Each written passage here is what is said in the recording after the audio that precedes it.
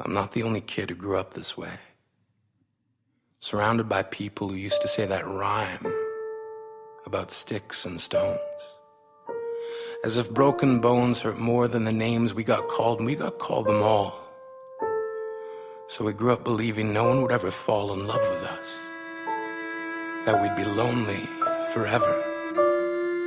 That we'd never meet someone to make us feel like the sun was something they built for us in their tool shed. She was 8 years old. Our first day of grade 3 when she got called ugly.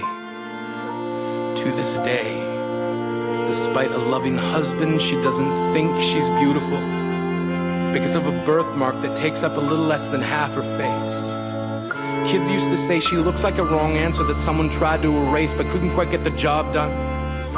And they'll never understand that she's raising 2 kids whose definition of beauty begins with the word mom.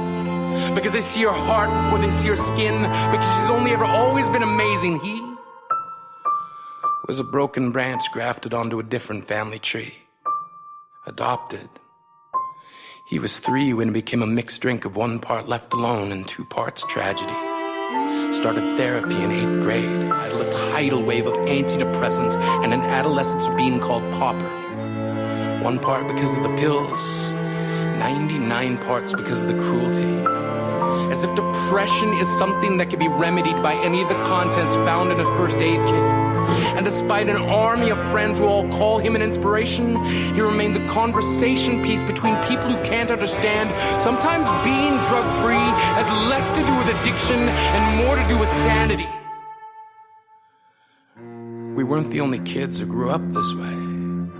But I want to tell them that all of this is just debris. Left over when we finally decide to smash all the things we thought we used to be. And if you can't see anything beautiful about yourself, get a better mirror. Look a little closer. Stare a little longer. Because there's something inside you that made you keep trying despite everyone who told you to quit. You built a cast around your broken heart and signed it yourself. You signed it. They were raw. Maybe you used to bring bruises and broken teeth to show and tell but never told. Because how can you hold your ground if everyone around you wants to bury you beneath it? You have to believe that they were raw. We are graduating members from the class of We Made It. Not the faded echoes of voices crying out names will never hurt me. Of course, they did. But our lives will only ever always continue to be a balancing act that has less to do with pain and more to do with beauty.